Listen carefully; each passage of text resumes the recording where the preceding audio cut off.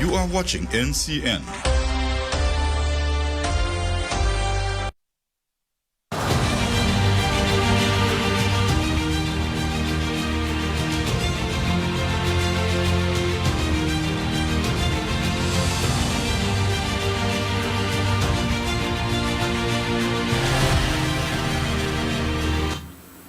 Hello everyone, I'm your host Shania Prasad, and we will be discussing Budget 2023 and the various allocations made within each sector. Joining me today is the Honourable Suzanne Rodrigues, Minister within the Ministry of Housing and Water. Minister Rodrigues, thank you for being here. My pleasure. Okay, before we get into the actual budget, can we reflect a bit on the developments that happened within the water sector since you assumed office? Well, I would prefer to just speak a little bit about the budget, and then I can go straight into the water sector. Okay. So I must say at first that I'm very pleased with the budget as presented by Dr. Ashley Singh. We have a budget that is presented very early this year, and this is as a result of some forward planning that the government as a whole has undertaken from the moment we assumed office. And so there are certain objectives and targets that we have set ourselves in all of the various sectors. And so therefore we know exactly what we need to accomplish, and of course the timeline in which we have to accomplish this. So Budget 2023 presented very early this year. It's an increase of over 40% from last year's budget. And this speaks to the magnitude of the work that we have to do in all of the sectors. What is important for people at home who are watching, and when they're asking themselves rhetorically, well, what is in this budget for me, or what should I know about this budget, is that people must recognize that they now have a government that can present a budget that does not impose any new taxes on the people of the country. So it's not being burdened by the taxpayers, or it's not being shouldered by the taxpayers. There is also no increase in taxes. So as a matter of fact, we've seen taxes being decreased in several areas and in several sectors in the budget. So people should be very relieved to know that the budget is fully financed, and that all of the social sector programs that we have been increased. For example, the cash grant for school children, that the allocation for the provision of textbooks has been doubled, that the school feeding program has been extended, that we are providing over 8,000 scholarships to our young people or anyone who's desirous of studying. And what people must also recognize this year is when you look at the numbers, and as I was listening to Dr. Singh present the budget, the numbers were that over 14,000 people have already received scholarships. And this year, over 8,000. We have budgeted for over 8,000 people to receive scholarships, which would take us over our 20,000 scholarship program target for our first 5 years in office. And this is 2 years in advance. And so I could pick any sector and go through. It could be health, it could be education, it could be housing, it could be water, and you will see the same trend. You'll see the same pattern, that we have measurable targets and objectives, and you have the corresponding achievements and the allocations contained within this budget to be able to get us to those objectives and to be able to reach those achievements. So turning now to the water sector, as you asked. When we took office in 2020, or maybe I should go back to 2015, because when we demitted office in 2015, under the leadership of the then Housing and Water Minister, His Excellency, when he was minister, the Guyana Water Inc. had been at break even. So it was paying for itself. Its revenue generation was paying for the management of the company. When we took office in 2020, the staff complement had more than doubled. The overhead expenditure had exploded, and we saw the water sector in shambles. The company of itself was bankrupt. It owed the Guyana Power and Light over $7 billion. It had millions of dollars owed to suppliers, and the service, Guyanese across the country can attest to the quality of the service, poor service that they were receiving from the Guyana Water Inc. So immediately we had to make some tough decisions, and we had to also prepare our strategic plan for our 5 years in government. There were thousands of leaks across the country that was contributing to low level of service, as well as poor quality of water that people were receiving. So we had to address all of those leakages across the country. So little things like that can, like fixing a leak, can have such a great impact on the quality of water that you receive and the level of service at which you're receiving the water, or the pressure, as people say, whether the pressure is high or the pressure is low. So we restructured the company, and we developed our strategic plan, our 5-year strategic plan. And so far, we have been doing really well with staying on target, because the targets are measurable. So we've been doing really well with staying on target, to ensuring that we continue to provide safe, clean water for the company. We have cleared off all of the debt to our suppliers, and from 2020 to now, in all of the budgets that have been presented under our government, there's been a subvention to the Guyana Water Inc. So we've been able to pay our electricity bills and have the support from central government. The subvention was not there from government during the APNU AFC years. So that contributed to the poor performance of the water sector during that time. Okay. And what can you say about the allocation made towards the water sector specifically? Do you think it meets the target that you guys have envisioned? So yes, definitely. So from 2020 to now, we've seen a steady increase in the budgetary allocations to the water sector. And from last year to now, it has almost doubled. This is just in the water sector alone. And so this is going to help us to achieve our various targets. So one of the major things that we have to do in the water sector that is very costly and that causes a lot of inconvenience to ordinary people who are using the roadways, for example, is the change out of our infrastructure. So our distribution network is very old. In some cases, it's over 100 years old.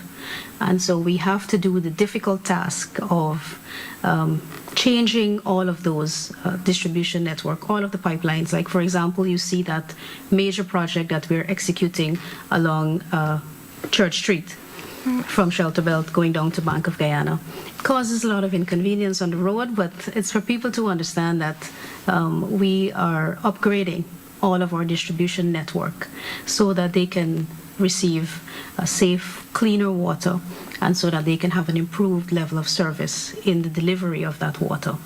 So the changing of the infrastructure is being done in a phased manner. So every year we are making allocations available for us to continue that program. We cannot do all of it at once, but we have to start somewhere. And Georgetown being the most populated area, we have to start in the city to change out the infrastructure.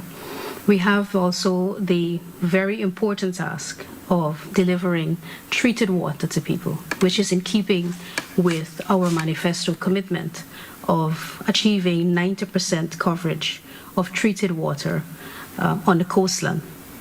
When we took office, it was about 54%, because there's been no new investment in water treatment plants during the 5 years of the APNU AFC administration. So we have developed a plan. We have identified all of the regions and all of the areas where there is this gap with lack of coverage of treated water. And last year, 2022, you would have seen us sign contracts for the construction of 7 new water treatment plants. That will help to improve or help us to get on the way to achieving our 90% treated water coverage. So that is for the coastland. The target in the hinterland is a bit different. So our commitment there is to ensure 100% access to water. Right. So again, we can measure that very easily. We did an assessment in 2020 to decide where we are in the water sector and in the hinterland, in delivering hinterland water. As you know, hinterland water is free, so our Amerindian brothers and sisters receive water free. This is all subsidized by the government of Guyana. And we saw that we had 46% of access to water in the hinterland. That is from a well and being distributed through a network developed by the Guyana Water Inc. So our aim there is to ensure 100% access by 2025. And last year alone, we have developed about 40 wells across all of the hinterland regions. So that's 1, 7, 8, and 9. So there's been no concentration in one region, for example. We're trying to ensure that all of the regions progress simultaneously. Inevitably, some regions have more access than others. Region 9, for example. I think by the end of 2023, we'll be able to be about 90% coverage in Region 9 because we've done a lot of development there, and we have to make up with some of the other regions. But we are getting closer, and at the end of 2022, with the delivery of all of the wells from 2020 to the end of 2022, we are about 75% coverage. So we're very close. We're getting very close to our 90%, our 100% access in the hinterland. And so this budgetary allocation definitely will assist us greatly in ensuring that we reach those targets. Okay. And how important is it that, the people in the hinterland have access to potable water? How important is it? Because we know that they have to travel, long distances just to be able to get a little bit of water. How important is it to you and your ministry that this is achieved? It's always regrettable that the people who live on the coast, for example, cannot see the magnitude of the work or cannot see the impact that the water sector, just one sector, has on our hinterland communities and our riverine communities. We have the privilege, I would say, I have the privilege and the honor to be able to serve in a sector, both housing and water, to be able to serve in a sector that can impact people's lives in a very real way and in a huge way, a way that makes a lot of difference in their lives. And as you rightly said, there are many communities that have to traverse long distances to access water.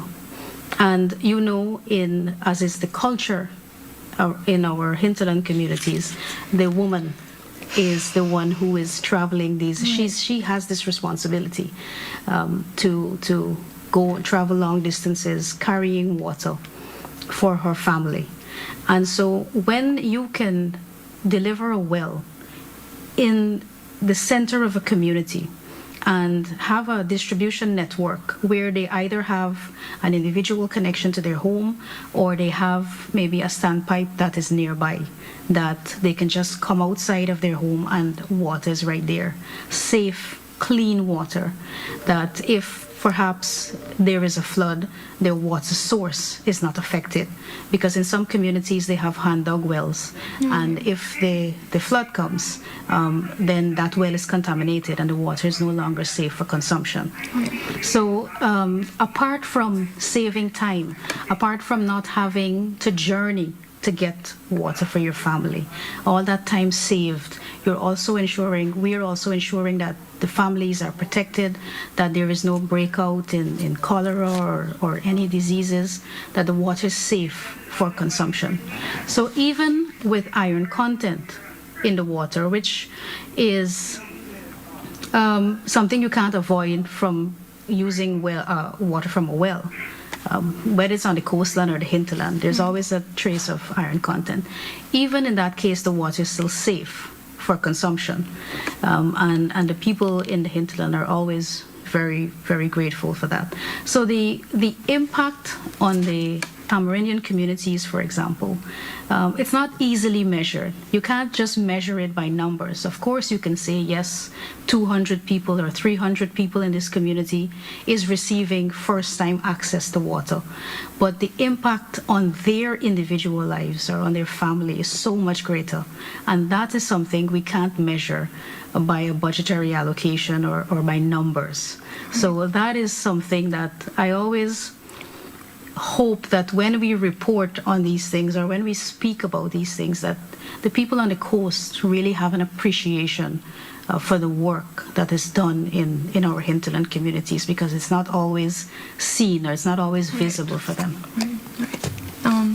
So what are some of the major advancements within the housing and water sector that residents can look forward to? I know you mentioned treated water and hinterland communities having more access to potable water. What are some of the other major advancements you can tell us about that residents can really look forward to within your sector? Well, in the housing and water sector in general, it has the ability, that sector has the ability to transform lives, has a real ability to transform lives. And I just explained how, for example, delivering water to hinterland communities have such a great impact in transforming people's lives. But looking across at the housing sector too, it's a similar impact. You have, for example, we've delivered over 20,000 house lots.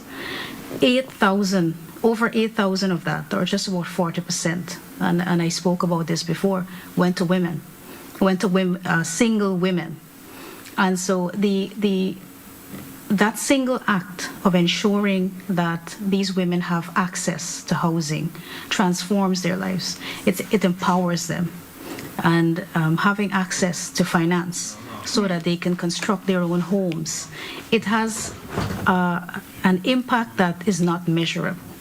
And this is why I say this sector, housing and water, has a real ability to transform people's lives. But there's so much more to the ministry. There is the planning department, which approves permits. And you would have seen in 2022, we signed a contract for the IT platform to advance our single window application system. And this helps tremendously with the ease of doing business. So if somebody has a construction or business idea, an investment that they would like to advance, this is a way for them to come to the Central Housing and Planning Authority. And in that single window, coming to that one agency and having your application fast-tracked to all of the other agency with a proposed timeline, that gives people a huge sense of relief. It guarantees that everybody's application is treated in a fair way. They don't have to be worried about whether there will be any bias in the system. All subjectivity is removed. It's not up to a minister, for example, to make a decision, and you are waiting indefinitely. If on somebody's signature, we've removed all of that subjectivity from the system. There is no predictability in the system. And this is how, in the housing and water sector, we are making our contribution to modernizing Guyana. And that's really what the impact is. So like I said at the beginning of the program, when you look at just line items in the budget, it's very hard for you to have an appreciation of how these allocations impact lives. And this is why it's important that we take this time to discuss what these allocations really mean to Guyanese. Because, somebody sitting at home looking at this program or looking at the debates next week when it starts, this is what we have to do. This is our responsibility, to be able to show people, to demonstrate to people what this allocation or what this line item means for them. How does this transform their lives? How do you empower women in the housing sector? By giving them a house lot, by ensuring that you help them to the bank to be able to access financing so that they can build their own home, that they can provide a home for their families, that they can live in a neighborhood, that they don't have to squat, or pay rent and live with the uncertainty of, will I be thrown out? And knowing that that monthly payment that you're making in rent can go towards paying a mortgage, so that in a few years you can become a homeowner and you will have your ownership document that can empower you to do greater things, maybe access a commercial loan so that you can start a business. So there is so much benefits and you have to really examine what a budget means for people. And we can sit here all day to explain how each line item or how the allocations in each sector in the budget can really impact people's lives, can transform their lives. And that is something that is important for us to take time to explain to people at home. All right. And you mentioned the debates commencing on Monday. What is it that we can expect from those debates? Well, in Guyana, the debates in the National Assembly is always very fiery. Right. I like to, as I'm doing here, explain to the people who are watching at home what the budget means for them. But many times when you're on the floor in the House, you have to unfortunately spend time responding to a lot of nonsense that you hear from the opposition. And I think as members of parliament, we have a responsibility, both sides, the opposition as well as the government side. We have a responsibility to ensure that the people of the country receive accurate information and that there is no effort to falsify information or to convey an impression that is not there. And so many times you hear accusations about discrimination, and which is the main criticism coming from the opposition. And we have to spend time to correct that because it's simply not true. And so by saying one thing over and over again, it doesn't automatically become true if it's not. And so we have to spend time. After every speaker that comes from the opposition, we have to spend time to correct false narratives, and there's a lot of fear-mongering that takes place from the House, a lot of race baiting, and a lot of divisive rhetoric that comes from the opposition. And so, sometimes the National Assembly, I see it like a boxing ring, and you have your opponent and you have to fight. And you have to fight for your beliefs. You have to fight for the work that you're doing in your sector. And I believe that it is my duty to represent my sector, to represent my government, and to ensure that people who are watching at home, because that's what the budgets are really for.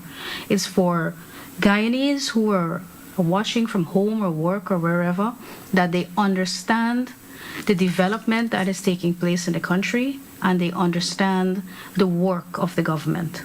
And so we have a responsibility, while we have to correct what is being said by the opposition, correct in many cases, we also have that responsibility to ensure that people at home understand what this budget means for them. So it's a balancing act. And as a minister, you're given 30 minutes plus an extension of 5 minutes to wrap up. 35 minutes is woefully inadequate to be able to speak about how housing and water can transform people's lives. Right. But nonetheless, we endeavor to try every time. Right. I I'm sure those at home are anticipating those debates come next week. Is there anything else you'd like to add before we wrap up, Minister?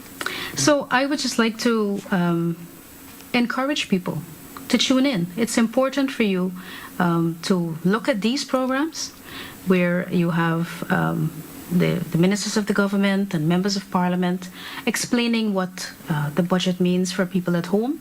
And I want to encourage people to join the debates, to tune in, to be aware of all that is taking place in the various sectors. And I believe once people can look at these debates objectively, they can see how woefully incompetent the opposition is with representing people. And it doesn't matter whether you support the opposition or not, but their responsibility is to represent their constituency. And very easily, very quickly, you see, when you watch these debates, you see that they are incapable of representing their constituency. And it's good for people to see that, because they need to see the caliber of the opposition that we have in the country, or the lack thereof.